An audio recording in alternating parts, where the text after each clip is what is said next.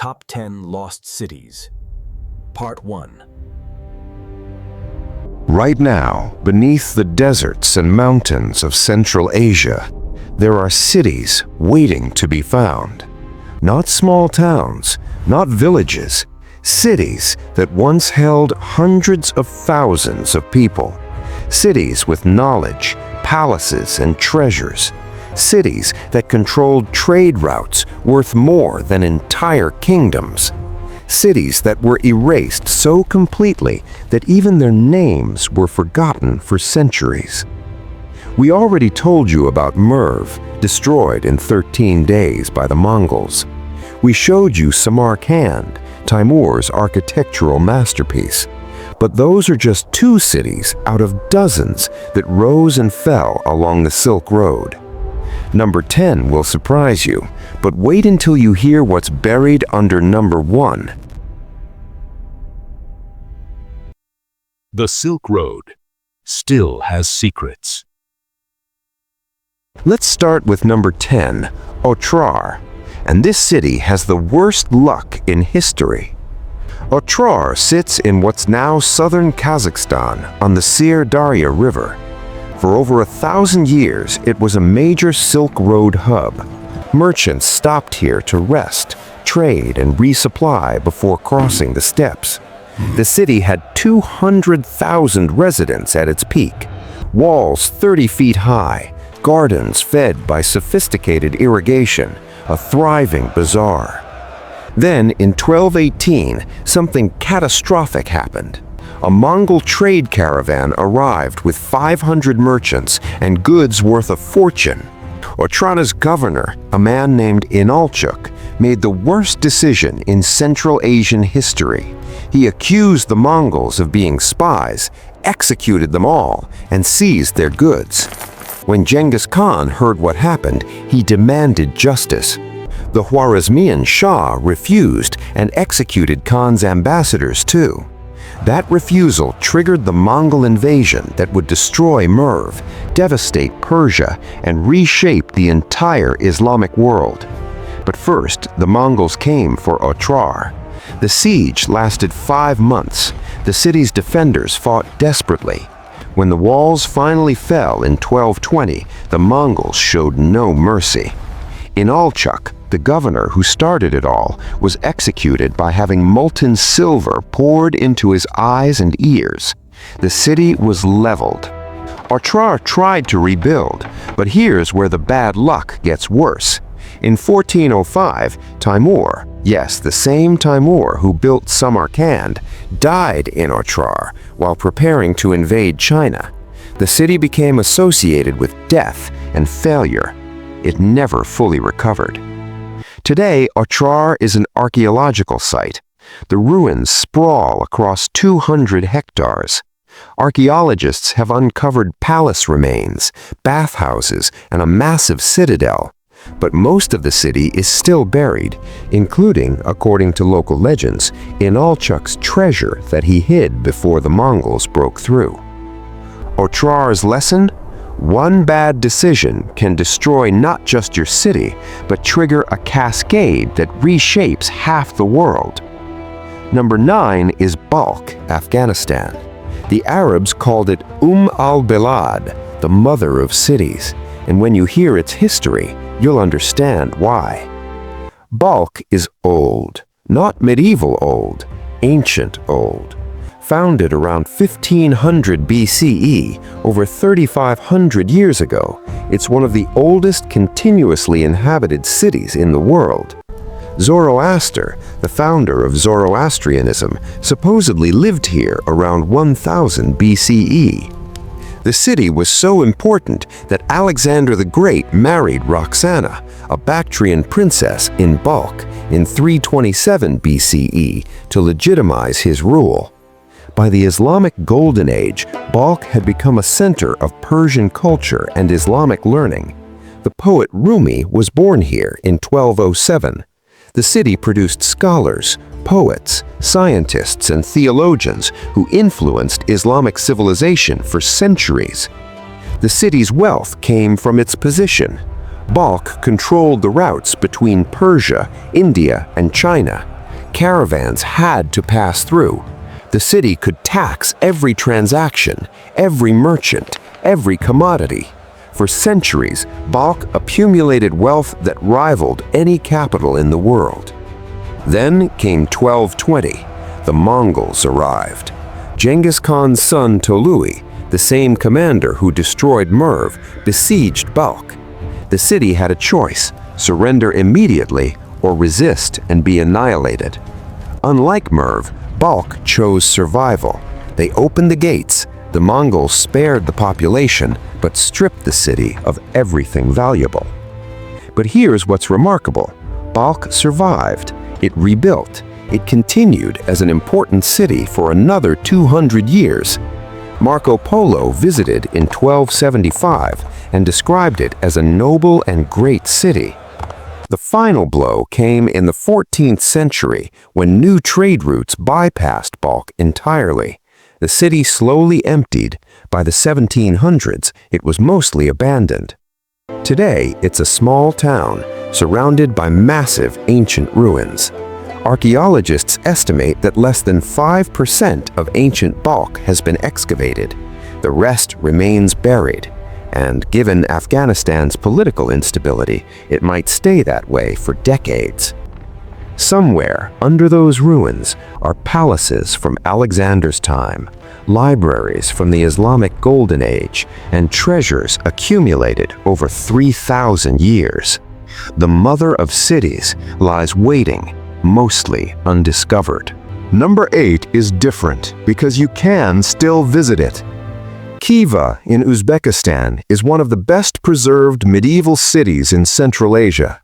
But here's why it qualifies as lost. It was deliberately abandoned and forgotten for centuries. Khiva's story starts around the 6th century, but it became truly important during the Khwarezmian Empire in the 12th century. The city became the capital of the Khanate of Khiva in the 1500s and grew into a major slave trading center. Dark history, but historically significant. The city's inner walled section, called Ichan Kala, became a fortress within a fortress. 20-foot walls surrounded by a moat. The Khan's palace, dozens of mosques, madrasas, and minarets, all packed into 26 hectares. It was essentially a fortified city-state. In the 1700s and 1800s, Khiva became isolated. The Silk Road had died. Sea routes had replaced overland trade. The city became economically irrelevant. But here's the twist. That irrelevance saved it. Because nobody cared about Khiva, nobody modernized it. No railways, no factories, no destruction to make way for progress. When the Russian Empire conquered Khiva in 1873, they found a perfectly preserved medieval city.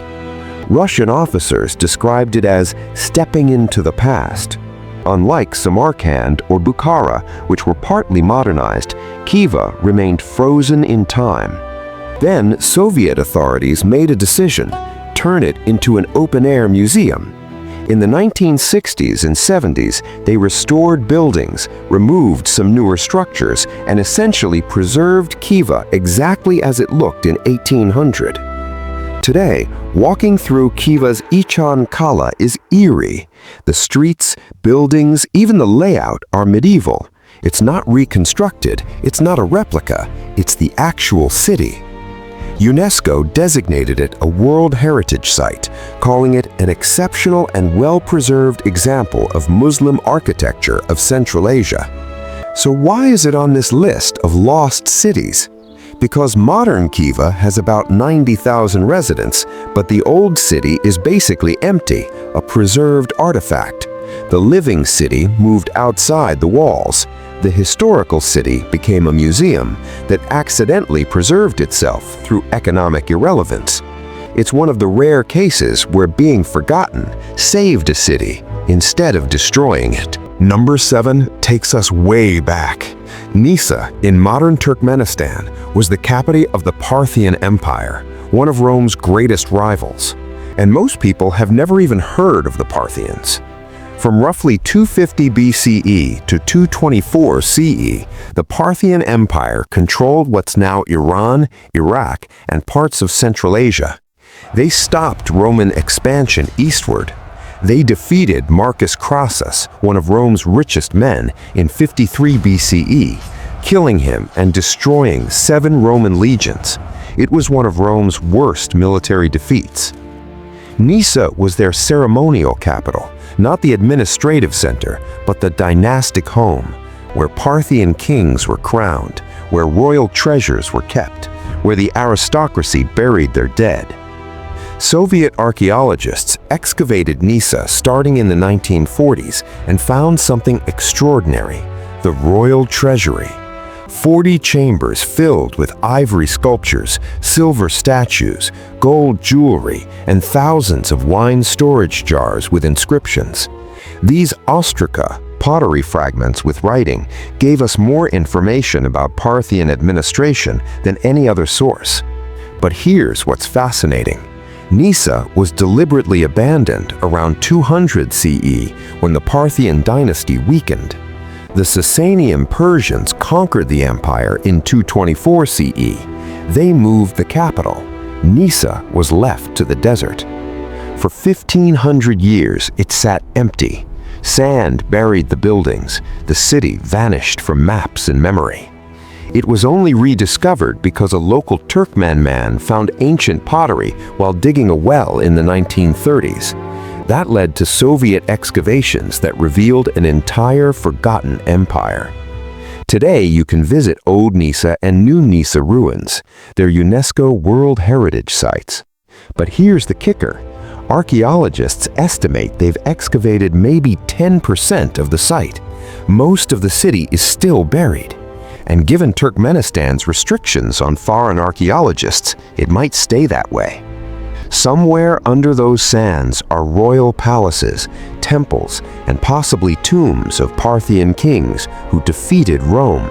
A rival to Rome, forgotten by history, waiting beneath the desert. Number 6 is Kuva in Uzbekistan's Fergana Valley, and its story is about how quickly cities can be erased, not by war, but by nature. The Fergana Valley was the crossroads of the Silk Road. Multiple routes converged here. Any city that controlled the valley controlled massive trade wealth. Kuva was that city for centuries. Founded around the 3rd century CE, Kuva grew into a major urban center by the 8th century. Archaeological evidence shows it had a population of 30 to 50,000, enormous for medieval Central Asia outside the major capitals. The city minted its own coins, had its own pottery styles distinctive enough that archaeologists can identify Kuva ware across Central Asia. But here's what makes Kuva special. It was destroyed by an earthquake around 1620, not conquered, not burned. An earthquake hit and the city collapsed. Survivors abandoned the ruins and rebuilt nearby. Within a generation, Kuva was forgotten. For 300 years, no one knew where it had been. References in medieval texts mentioned Kuva, but the location was lost. Soviet archaeologists in the 1970s found it almost by accident while surveying the area. What they discovered was remarkable.